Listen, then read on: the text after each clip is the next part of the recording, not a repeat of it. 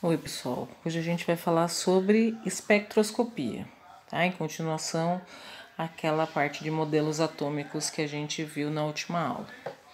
Então, vocês já devem ter ouvido falar de grandes descobertas astronômicas, de onde veio. Tem planetas novos, estrelas novas.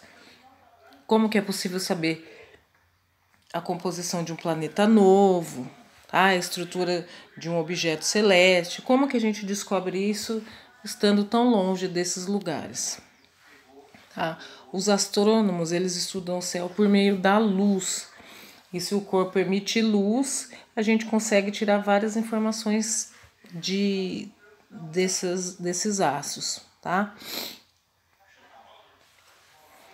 Então, falando sobre espectroscopia, primeiro a gente vai falar o que é um espectro. Espectro, antigamente a gente falava que era um fantasma, tá? Então eu coloquei a definição do dicionário. Suposta aparição de um defunto, tá? Ou um fantasma.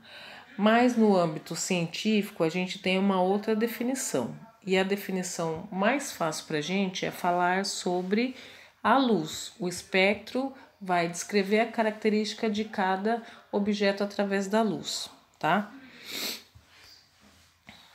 No início do século XIX, o cientista alemão, não vou pronunciar o nome aqui que ele tá meio complicadinho, ele descobriu umas linhas escuras, tá? E essas linhas ele caracterizou como espectro. Então, o espectro para a gente nada mais é do que um posicionamento de linhas numa folha ou numa tela, tá? E aí cada posicionamento vai representar um elemento químico. Para o mesmo elemento químico, a posição das linhas de emissão ou absorção no espectro é a mesma, tá? Então, se eu falo do hidrogênio, por exemplo, vou ter o mesmo posicionamento de linhas, tá? O mais importante é que cada elemento químico possui um conjunto de linhas no espectro que o caracteriza. Então, o hidrogênio tem um, o oxigênio tem outro. É como se fosse o RG do meu elemento, tá?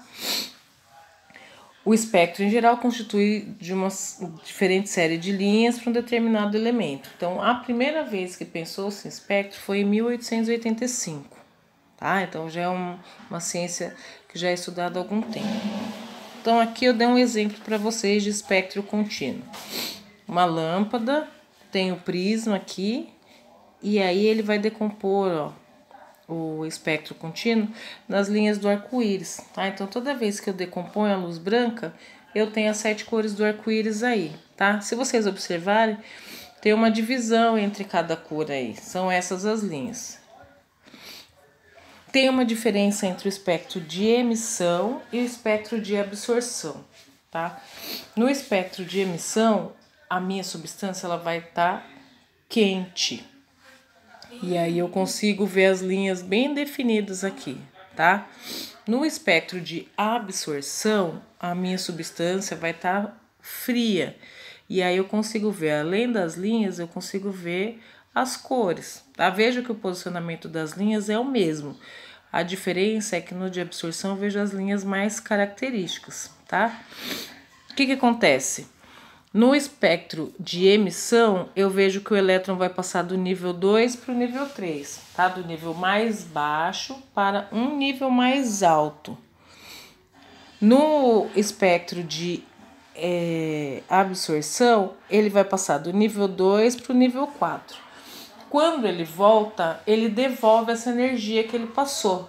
E aí essa energia ele devolve na forma de fóton, tá? E o fóton pra gente é a luz colorida que a gente enxerga, tá? Então toda vez que falar em fóton, é energia devolvida e pra gente, a gente vê essa energia na forma de luz colorida.